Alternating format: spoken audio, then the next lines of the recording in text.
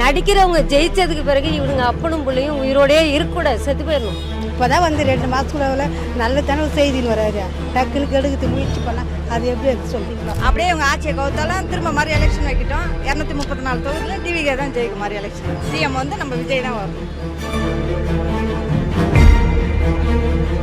ஆட்சியெல்லாம் எந்த முதலும் கவிழ்க்கவே முடியாதுங்க. அதெல்லாம் பொறாமையில் பண்ணுறாங்க. ஆனால் அவங்க என்ன பண்ணாலும் வந்து ஒன்றுமே பண்ண முடியாது. இனிமேல் டிவிக்கே தான் நிரந்தரமாக இருக்குது. அவங்க மட்டும் என்ன ஆட்சிக்கு வந்துட்டு நல்லா பார்த்துட்டாங்க, அவங்களும் பார்க்கல. இவரை மட்டும் எப்படி காலி பண்ணுவாங்க? அநியாயம் இல்லை இது. திராவிடன்னா என்னன்னு தெரியாது, திராவிட கட்சி அழிக்க போறாரு. திராவிடன்னா என்னன்னு முதல்ல தெரிஞ்சு சொல்லுங்க. விஜய் ஆட்சி தான் இருக்கணும். எடப்பாடி நீங்க ஆட்சி அமைங்க நாங்க உங்களை ஆதரவு தெரிவிக்கிறோம் போதே டிஎம்கே டம்மி, ஏடிஎம்கேவும் டம்மி ஆயிட்டாங்க. iPlus TV, India's #1 QLED TV. Crystal clear picture quality with 3-year replacement warranty. Smart voice, smart entertainment. 4ஆம் துணை நேயர்கள் அனைவருக்கும் வணக்கம். கடந்த சில நாட்களாக பார்த்தீங்கன்னா தாவேகா அரசை கவிழ்ப்பதற்கும் முதலமைச்சர் விஜய் அவர்களை கவிழ்க்க பல திட்டங்கள், பல சதி திட்டங்கள் திமுக சார்பிலிருந்து செய்யப்படுகிறதா தகவல் வந்துட்டு இருக்கு. அதில் முக்கியமாக செந்தில் பாலாஜி அவர்களும் அவருடைய சகோதரரும் 180 கோடி பிளானை வந்து தாவேகா எம்எல்ஏக்களை விலைக்குவாங்க பல சதி திட்டங்கள் தீட்டினதாக சொல்லியிருக்காங்க. இது மக்கள் மனதில் என்ன மாதிரியான எண்ணங்களை கொண்டு வந்திருக்கு, மக்கள் இதுக்கு எப்படி ரியாக்ட் பண்ணுறாங்க, தாவேகா அரசை கவிழ்க்க முடியுமா முடியாதா அப்படின்றத மக்கள்கிட்டே கேட்டு தெரிஞ்சுக்கலாம் வாங்க. இப்போ திமுக வந்து தாவேகாவின் ஆட்சியை கவிழ்க்க பல சதிகள் பண்ணிட்டு இருக்கிறதாகவும், ஒரு எம்எல்ஏக்கு 50 கோடி கிட்ட பேசுறதாகவும், பேரம் பேசுறதாகவும் தகவல் வருது. எப்படி பார்க்குறீங்க சார்? இல்லைம்மா, அது மிகப்பெரிய தவறுமா. அது மாதிரி செய்யக்கூடாது. இவர் நல்லா எப்படி இருந்தாலும் நல்லபடியாக இப்போ ஆட்சி நடத்துவாருங்கிற ஒரு நம்பிக்கை எங்களுக்கு இருக்குது. கண்டிப்பாக செய்வாருங்கிற ஒரு நம்பிக்கை இருக்குது. ஆனால் இந்த மாதிரி இவங்க பண்ணுறது மிகப்பெரிய தவறு. எதுக்குன்னா அவங்க சொத்து குமிக்க முடியல, லஞ்சம் வாங்க முடியாது அப்படிங்கிற ஒரு காரணத்தை இவர் வந்து எல்லாமே ஸ்ட்ரிக்ட் பண்ணிகிட்டு இருக்காரு. அந்த ஒரு காரணத்துக்காக இந்த மாதிரி பண்ணுறாங்க. இல்லை, இது தவறான மிகப்பெரிய தவறு. இது செய்யக்கூடாது. அவர் விஜய் வந்து அவரோட தன்னிச்சையாக தான் நிற்கிறாரு. துணிச்சல், தைரியம், எப்பயுமே அவர் நேர்மையாக இருக்கணும்னு தான் இருக்கார். அவர்கிட்ட எனக்கு இருக்குது சொத்துன்னு அவரே சொல்கிறாரு. நான் இப்போ மக்கள் காசு எனக்கு தேவையில்லைன்னு சொல்கிறாரு. அப்படி இருக்கும்போது நம்ம அதை வந்து ஒன்றும் இது பண்ண முடியாது. ஆனால் இந்த பேரம் பேசுறதெல்லாம் எப்படி இருக்குமா அது பார்க்குறப்ப? இந்த மாதிரி அதெல்லாம் தப்பான விஷயம் தான், பேரம் பேசுறதெல்லாம். அதை கண்டிக்கணும் தான். நான் மக்கள் பணம் தொட மாட்டோம், உண்மையான இருப்போம் அப்படின்னாரு. அதை நாங்கள் நம்புகிறோம். ஆனால் இப்போ கரூருக்கு வேற போகிறாரு பார்த்தீங்களா? இந்த கூட்ட நெரிசலில் இறந்தாங்களா 41 பேர். அவங்க குடும்பத்தை பார்க்க போகிறாரு, அரசு வேலையும் கொடுக்குறாரு. ஆமாம், அதெல்லாம் பரவாயில்ல, அதெல்லாம் நல்ல விஷயம். ஆனால் இப்போ அந்த அரசு வேலைக்காக படிக்கக்கூடியவங்களுக்கு அந்த வாய்ப்புன்றது அங்கீகரிக்கப்படுது, அந்த மறுக்கப்படுது இல்லை? இப்போ அவங்களுக்குலாம் கவர்மெண்ட் வேலை, ஏன்னா ஏற்கனவே 20 லட்சம் கொடுத்துருக்காரு. இப்போ அரசு வேலைன்றப்ப படிச்சுட்டு இதுக்காக காத்திருக்கவங்களோட இதெல்லாம் அது வந்து தெரியல, வந்தால் தான் தெரியும். அதுக்கப்புறம் இப்போ தானே வந்திருக்காரு, கொஞ்ச நாள் போனால் தான் தெரியும். அது வந்து விஜய் தரப்பில் இப்போ ஆட்சி வந்து சும்மா நல்லபடி நடக்குது. லஞ்ச ஒழிப்பு தான் அவரோட மெயினோட லட்சியமே. அதை எதிர்பார்த்து செய்கிறதுனால மற்ற கட்சிகளுக்கு அது முடியல. அதுக்காக அவங்க எப்படியாவது ஆட்சி கவனிக்கணும் சதி பண்ணுறாங்க. இருந்தாலும் அவர் யாரையும் அசைக்க முடியாது.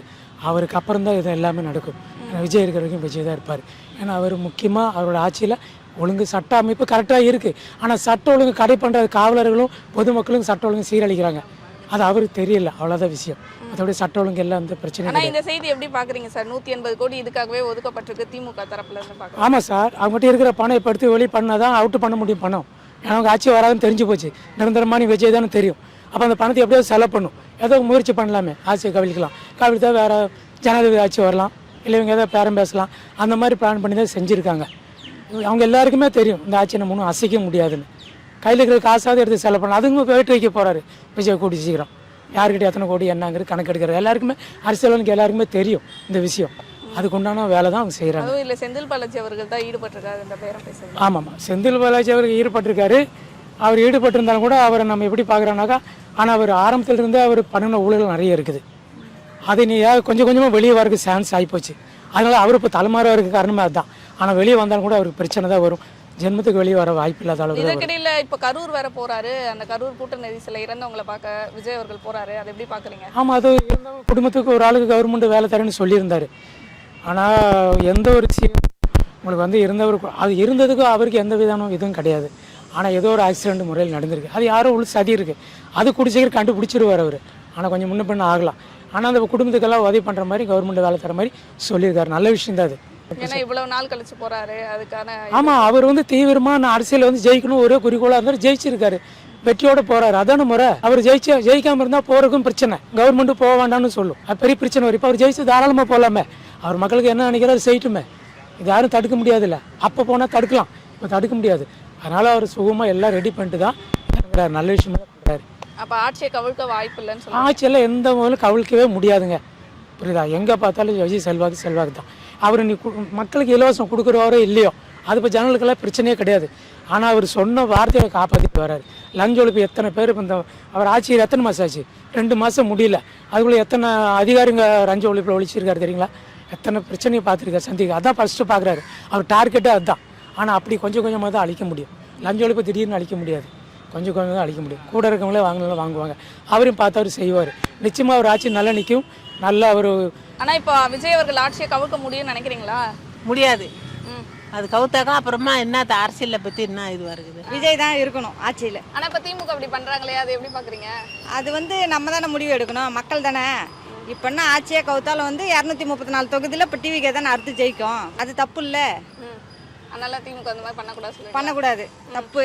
அப்படியே இவங்க ஆட்சியை கவுத்தாலும் திரும்ப மாதிரி எலெக்ஷன் வைக்கிட்டோம், 234 தொகுதியிலும் டிவிக்கே தான் ஜெயிக்கும் மாதிரி எலெக்ஷனில். சிஎம் வந்து நம்ம விஜய் தான் வரணும். தாவேக்கா இப்போ தானே புதுசாக வந்திருக்கு, அவங்க ஒன்றும் நடைமுறைப்படுத்துறது அவ்வளோ சரியில்லை, திருப்தி கிடையாது. திராவிடன்னா என்னன்னே தெரியாது, திராவிட கட்சி அழிக்க போகிறேன்றாரு. திராவிடன்னா என்னன்னு முதல்ல தெரிஞ்சுக்க சொல்லுங்கள் அவரை. விஜய்க்கு திராவிடன்னா என்னன்னு தெரிஞ்சுக்க சொல்லுங்கள், அப்போ தெரியும் திராவிடன்னா என்னன்னு. விஜய் கூட இருக்கவங்களே எல்லாமே ஃப்ராடு 420 தான் இருக்காங்க அதிகமாக, போக போக தெரியும்.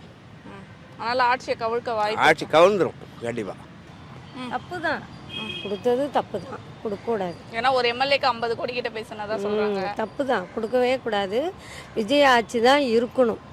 அதாவது அவருடைய 100 வயசுக்கு இந்த ஆட்சி இருக்கணும்.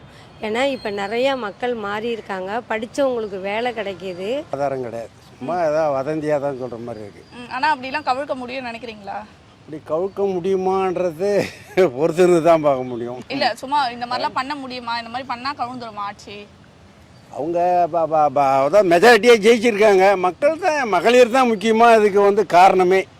இளைஞர்களும் மகளிர்களும் தான் இதுக்கு மெயின் காரணம். அதனால் அது கவுத்துற முடியுமான்றதை அவ்வளோ ஈஸியாகவும் சொல்ல முடியாது.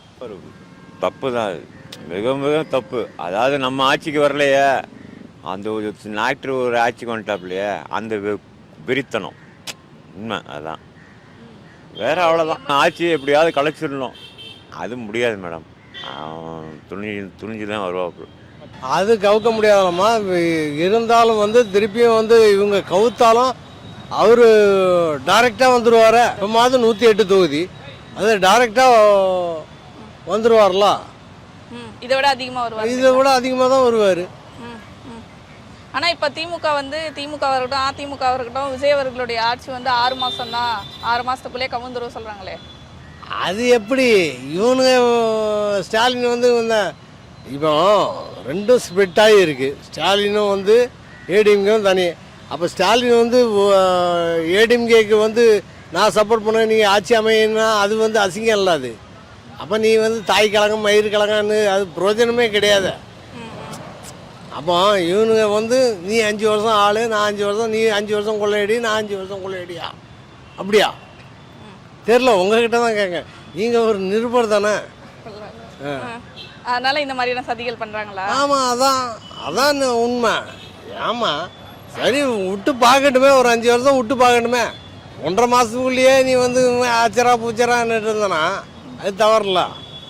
அதுவும் ஒரு எம்எல்ஏக்கு 50 கோடி கிட்ட பேசப்பட்டது. ஆமாம், 180 கோடி. செந்தில் பாலாஜி லுக் அவுட்டு ஒட்டி அவன் ஃபாரின் தப்பிச்சே பொய்யாச்சு. செந்தில் பாலாஜியும் அசோக்குமாரும் வெளியிலேயே அவுட்டு. லுக் அவுட்டு நோட்டீஸ் ஒட்டுறதுக்கு முன்னாடியே 2 பேரும் வெளியில் போயிட்டாங்களாம். இன்னைக்கு மத்தியானம் ரூமர்.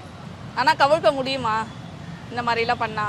ஏமா கவல்தா இவனுங்க அதோடி மண்ணை கவிட்டு தான் இருக்கணும். இவனுங்க திருப்பி ரீஎலெக்ஷன் வந்து வச்சுக்கோங்க, இவனுக்கு ஜெயிக்கவே முடியாது, ஒரு காலமும் வரவே முடியாது.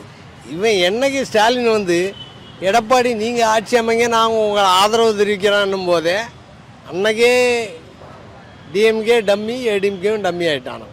அப்புறம் அவனுக்கு என்ன பண்ண போகிறானுங்க? ஒரு மண்ணும் பண்ண போகிறதுக்கு அவனுக்கு வந்து வேஸ்ட்டு. அதனால் ஆட்சியில் கவிழ்க்க முடியாது. கவிழ்கிட்டுமா கவிழ்த்தாலும் அவர் ஒன்மேன் ஷோ ஆர்மி மாதிரி தனியாக தானே வருவான். கவிழ்த்தாலும் என்ன ஆக போகுது, ஒன்மேன் ஷோ ஆர்மி மாதிரி தனியாக வருவான். மக்கள் செல்வாக்கு அவனுக்கு தானே இருக்குது. ஒரு தொகுதி கூட வாங்க மாட்டான்னாங்க, 108 தொகுதி வாங்கினார்லாம். அப்புறம் என்ன, அவனுக்கு இது இருக்கோ இல்லையோ, அரசியல் செல்வாக்கு இருக்கோ இல்லையோ, மக்கள் செல்வாக்கு அவனுக்கு தானே. மக்கள் தீர்ப்பே மகேசன் தீர்ப்பு நீங்கள் தானே சொல்லிக்கிங்க, நாங்கள் சொல்லலையே. அரசியல் கட்சி தலைவர் தானே சொன்னார், இதே கலைஞர் தான் சொன்னார் மக்கள் தீர்ப்பே மகேசன் தீர்ப்பு. அப்போ மக்கள் தீர்ப்பு மகேசன் தீர்ப்புன்னு ஒத்துக்கிட்டு போக வேண்டியதானே, பண்ணலையே. அதுக்கே வந்து ஒரு 10-15 நாள் கவர்னர் வச்சு என்னென்ன பாடுபடுத்தினானுங்க, அதெல்லாம் வந்து சும்மா டம்மி. இவனுக்கு என்ன பண்ணினாலும் கடைசி வந்து அவன் தான் வந்து தனி மெஜாரிட்டியில் வரப்போவான், அதோடு மண்ணை கவிட்டு நிற்க போகிறான். இப்போ அவரும் வந்து நாங்கள் தனியாக ஒரு தொகுதியில் நிற்க போகிறோம், ஏன்னா அவர் சட்டசபைக்குள்ளே போகணுமா, அதுக்கும் வந்து திருச்சியில் நிற்கலாமா, எங்கே நிற்கலாம், அது நேரு சொல்லியிருக்கலாம். நல்ல மெஜாரிட்டி இருக்க இடத்துல தான் நீங்கள் நிற்கணும் தலைவரை. ஏன் 50 வருஷம் அரசியல் தானே, எங்கே போனாலும் செல்வாக்கு இருக்கலாம். அப்போ அந்த இடத்துல நிற்க வேண்டியதானே. எந்த இடத்துல நின்னாலும் ஜெயிக்கலாம்லாமா. குளத்தூர் தொகுதியில் நின்று, குளத்தூர் தொகுதி நான் கண்ட சொக்க பூமின்னார்ல, அன்றைக்கி அங்கேயும் மண்ணை கவிட்டு தானே வந்தார். அதெல்லாம் வந்து சும்மா எண்ணி வந்து இந்த அரசியல் வந்து இவனுங்க நையாண்டி பூச்சாண்டி தமிழ் தமிழ் தமிழ் தமிழ் எங்கே இருக்குது, எங்கே வாழுது தமிழ். மதுரையில் ஒரு தமிழ், திருநெல்வேலியில் ஒரு தமிழ், சென்னையில் ஒரு தமிழ். தமிழ் எங்கேம்மா வளருக்கு? தமிழை வச்சுக்கிட்டு ஒன்றுமே செய்வேன். ஹிந்தி ஒழிய என்ன தமிழ்நாட்டை விட்டு எங்கேயாவது போய் நம்ம பிழைக்க முடியுமா சொல்லு. இப்போ எனக்கு வந்து ஹிந்தி தெரியும், நான் எங்கேனாலும் போயிடுவேன். எல்லா மக்களும் போயிடுமா? ஹிந்தி தெரியாத மக்கள் எங்கே போவோம் சொல்லு.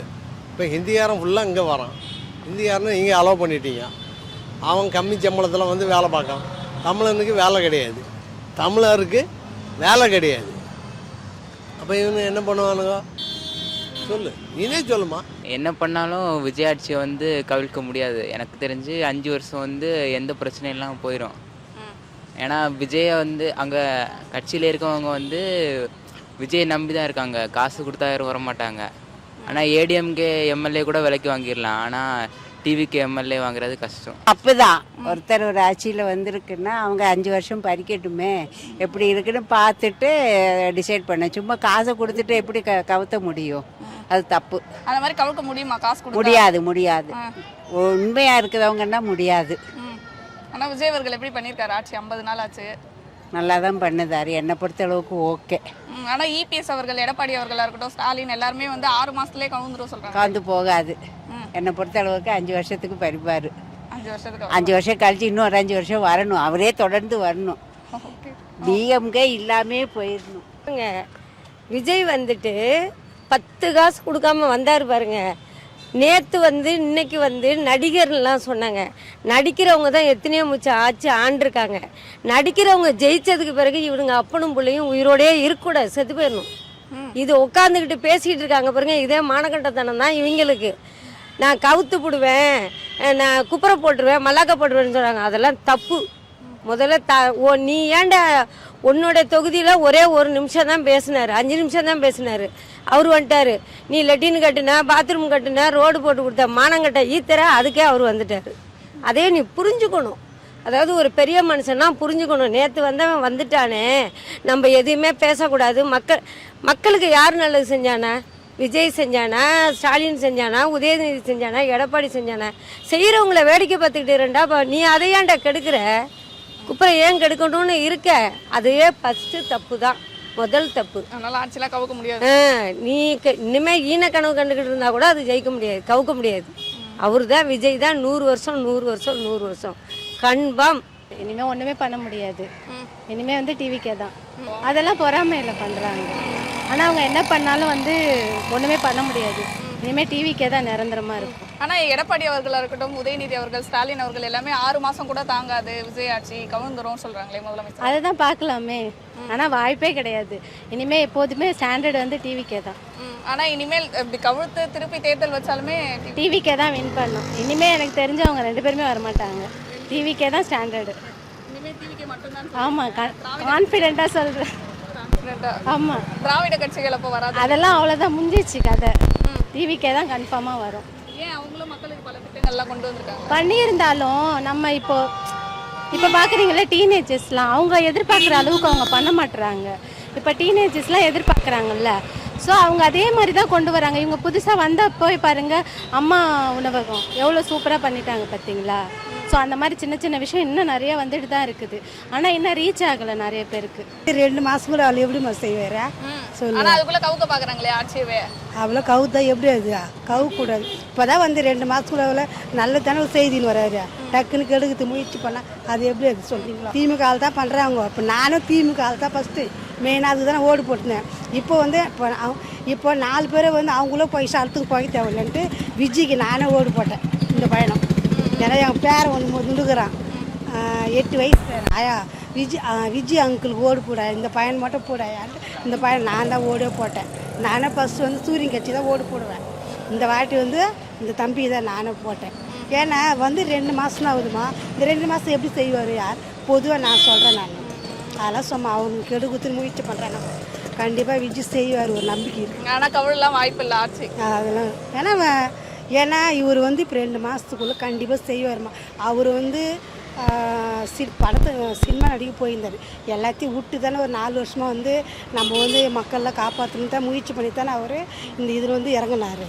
இல்லைனா ஒரு படத்துக்கு போயிருக்க மாட்டார் அவர், சொல்லுங்க. அதெல்லாம் வந்து வாய்ப்பெல்லாம் இல்லை. கண்டிப்பாக அவர் இந்த நம்ம வந்து இந்த தமிழ்நாட்டுக்கு முதலமைச்சருக்குன்னு அவர் கண்டிப்பாக ஒரு நல்ல செய்வார், எங்களுக்கு நம்பிக்கை இருக்குது.